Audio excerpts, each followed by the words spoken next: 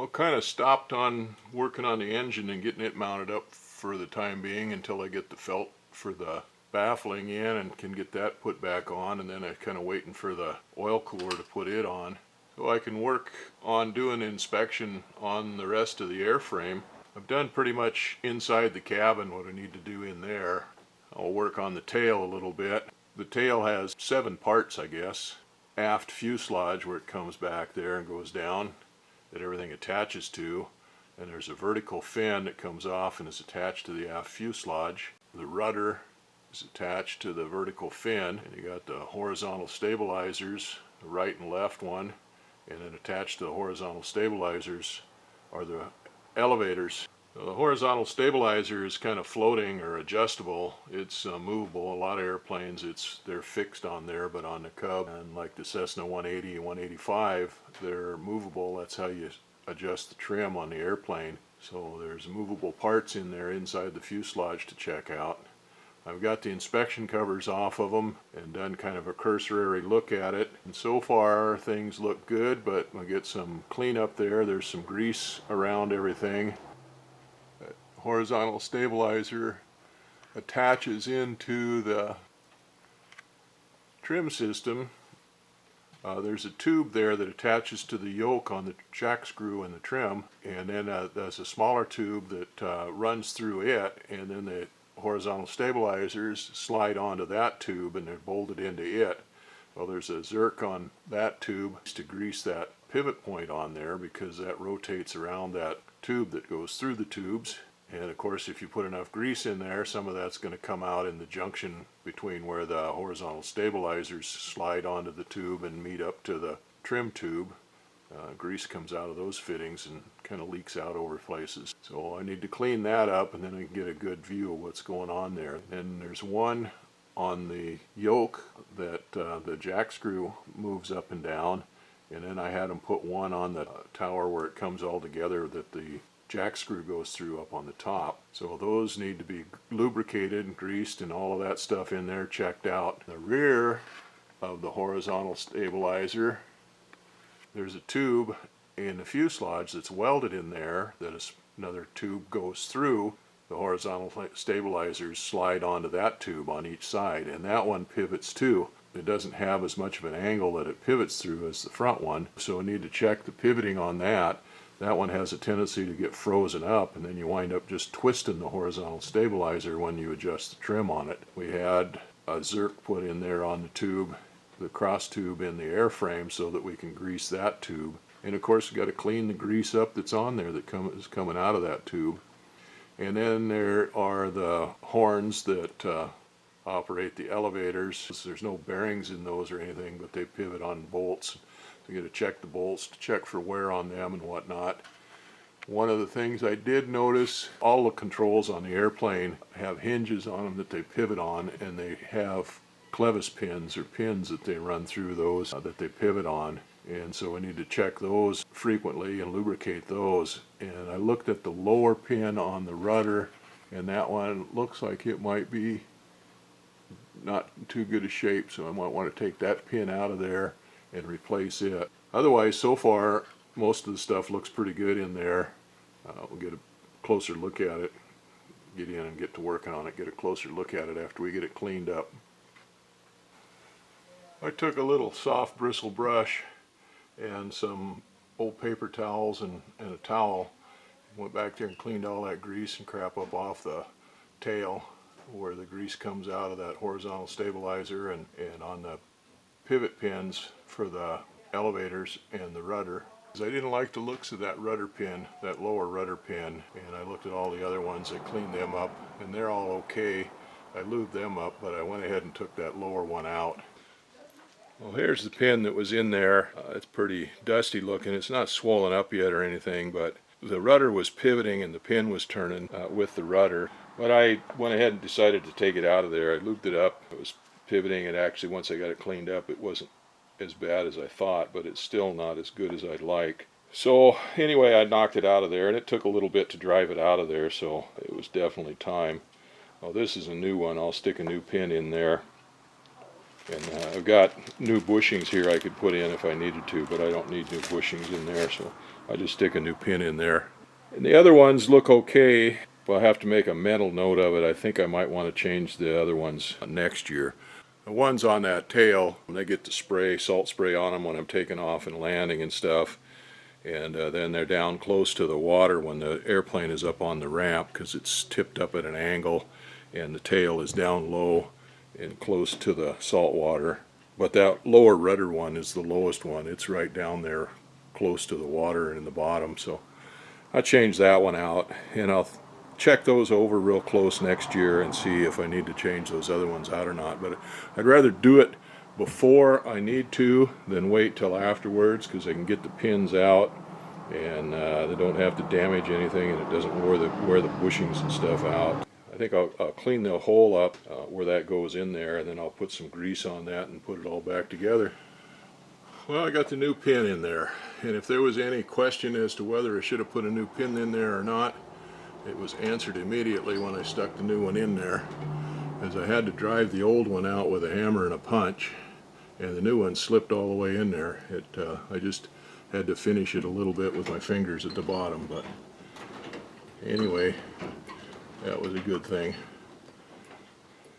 So that looks good. This is where the rudder's attached to the rudder horn here, and there's a little adjustable clevis here that is used for that. The wire is crimped right to that, and then that's put on with a clevis bolt there, and somewhat loose, so it pivots right there. I lube that up, and down here on this arm where normally the tail wheel spring for tail wheel steering would be attached, we've got a longer arm on there for the float plane rudders to attach to, the rudder cables to attach to, and that's hooked on there with a clevis pin and a clevis, just these springs here, and I lube that up. You got to watch that kind of stuff on wheels, because you get a lot of dirt and dust and stuff back here to build up that cause those things to wear out. And I found a dry molybdenum disulfate spray-on grease works really good for that, because it goes on and dries and it won't attract any dirt.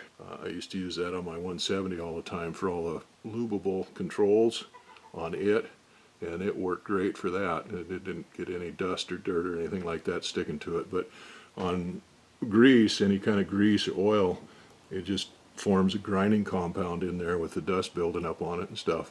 But I don't really have to worry about that on this, on the float plane, because we don't get any grease or dirt or anything in it. So this cover here is off, and normally there's only one on the airplane on this lower section here, but I put two of them on because it makes it easier to work on those elevator horn controls. But that's the control there for the elevator.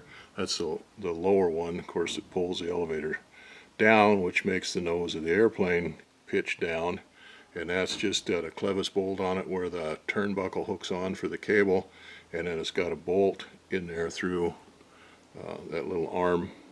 Anyway, I sprayed a little bit of lubricant on those pivot pins, and then we got the same thing on top, basically almost identical on the top, and then right above that is a pin for the elevator hinge pin. It's exactly the same thing as what's on the rudder, and I lubed those up and looked at those. You can see that one is clean. That one's got CAD plating still on it, and so it's in pretty good shape yet. And when I covered the airplane, I left this tail post exposed here, and this cluster right here. And normally fabric could come all the way around there and that'd all be closed all in, but I left that open so that it gets cleaned real well, so it gets washed with fresh water and no salt or anything builds up in there, and it's easily observable as to whether this gets rusted out, because this gets to be a sore spot on these airplanes. This whole rudder post, this cluster, this lower section here, this pad is for where the landing gear attaches to, the rear landing gear attaches to. There's a pad here, and then there's a bolt here where it attaches. Anyway, I can keep an eye on all of those and keep it dry in there and keep it clean. Anyway, that all looks good. The whole tail here section looks good so far. This is the horizontal stabilizer, and this bolt here is where the horizontal stabilizer bolts onto the tube that runs through the tube in the fuselage. Got to watch that carefully because that's the one that freezes up. It has a very limited range of motion on it. It rotates around this, but there's a very little arc of rotation on this point right here, so it has a tendency to freeze up, and especially sitting, and of course especially being in the salt environment and stuff. But I've seen airplanes on wheels with that thing froze up too. I bet half the people out there don't know that their rear pivot point on their horizontal stabilizer is froze up. So I've got to get somebody to come in and crank the elevator trim up and down so that I can check that and make sure that's pivoting freely. And then once I do, then I'll put some grease in it and rotate it up and down some more so that the grease gets spread out evenly across that, or around the radius of that tube. So far so good. Alright, that pretty much takes care of the far back there. I had my wife get in the airplane and run the trim up and down and check to make sure that that rear tube was pivoting the way it's supposed to, and it is. And I had her run it up and down while I squirted grease in there. I got grease all over the place. I had to clean it up. It came out this side over here between those tubes where the horizontal stabilizer butts up against that aircraft tube. So now we'll come up to the forward part of the horizontal stabilizer and a trim jack screw. This is the front of the horizontal stabilizer. There's a tube that comes all the way around here that forms the leading edge of this. This is a tube in here that's attached to the yoke on the trim. Inside of these two tubes there's another tube that pivots in there. It pivots inside the black tube back here that's attached to the trim, and it's fixed to this horizontal stabilizer. There's a number 3 bolt that goes through there to hold that down, and that's held down pretty good, both sides.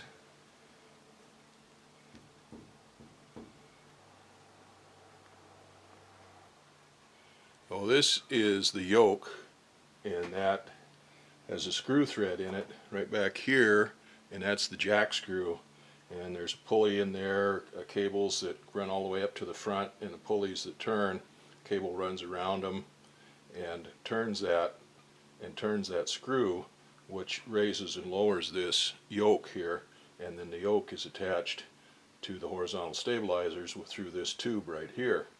So this yoke and the jack screw is a Dakota Cub yoke and jack screw, not a standard Piper Cub one. So this is cast aluminum. It's in slightly different shape than the regular Piper one, but it comes out and it's got an ear that sticks out here, and then the tube is a regular, well, it's a Univair part I think, but it's a regular PMA'd Piper part. It's just like the Piper one. It has ears welded on it, 2 ears welded on it, and then there's a number 5 bolt that holds those together. So the Piper parts manual shows using a couple of washers in between the ears of this tube and this ear on the casting on the jack screw on the yoke itself. When I put this airframe together, I cleaned all these parts up real good, and then I powder coated them with a zinc rich corrosion resistant primer coat, and then an overcoat over the top of that. And when I put this together, I couldn't get the washers in there in between the ears here of the tube and the yoke. So I wound up having to put it together without them. Well, it's worn enough now where there's just a little bit of movement in there. Well, we tightened these bolts up last summer at 100 hour when we noticed that, but right now I'm going to take these bolts out of there and put a washer in there to take up the slack in there. Now I don't want that tight. That's got to move a little bit because it has to pivot. This tube here has to pivot on this bolt, this yoke right here, so we don't want that too tight. So here's the Zerk here that is used to squirt grease down in here into this tube. Then there's another Zerk back in here on this yoke on the underside of it to put grease into the yoke onto the jack screw. And then here's a tower here. This is one leg of the tower. Another one comes back here, comes up on all 4 sides, comes up into a cluster right up here. There's a bushing there. It's a steel bushing, I guess. It's just a steel tube that's welded on there. Anyway, that jack screw goes up into that tube, and I had him put another Zerk on that tube so we could grease that upper portion, because this jack screw has a tendency to freeze up, especially when it sits over the winter or anything, but has a tendency to freeze up and you can't get the trim to move back and forth. So I had Zerk put in up there so that we could get the grease up in this tube up here where the jack screw fits up into. It goes into another tube down right under here, and that tube, there's no way to get any lubrication into that except to squirt some oil in there. I'll raise that yoke up and get it up above that other bushing down there, and I'll just squirt some penetrating lubricant oil in there. But before I do all the greasing and oiling, I'm going to take these bolts out of here and fit a washer down in there in between the ear on this tube and that yoke. That one is done. This is the one on the right side. But that tightened that up pretty good. That was a pain in the butt to do because I had this Zerk in the way here, and I couldn't get the bolt out past the Zerk, so I had to take the Zerk out. Well, I couldn't get a wrench on the Zerk from this side. I had to go around from the other side and take it out a little bit at a time. Reaching around over here, coming through there. I got that in there, but then getting that thing back in there was even worse because I don't have any leverage on that, trying to push through that hole from this side. So anyway, that one's in there. I'm going to look and see if I need the one on the other side now. These ears here aren't supposed to be tight. They're supposed to float in there, supposed to move up and down. So I suppose I better go check that and make sure that that moves.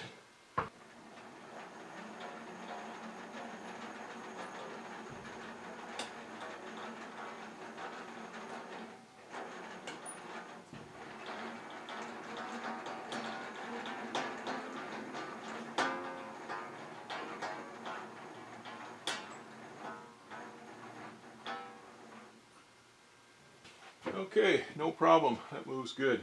Move everything over on the other side and do that other one. And then I was going to wait until I grease that up till I get those done. I did put grease on that bolt because it's got a pivot on that bolt. I think I've got to get some kind of an adapter to get up in there to get on that grease Zerk. Well, I'll have to do that tomorrow. I'll have to go to town tomorrow and see if I can find a 90-degree coupling or something that'll fit up in there, and I can get that. I think I'm done with the tail cone back there. I got the hinges for the elevator and the rudder cleaned up and changed that one pin on the bottom of the rudder.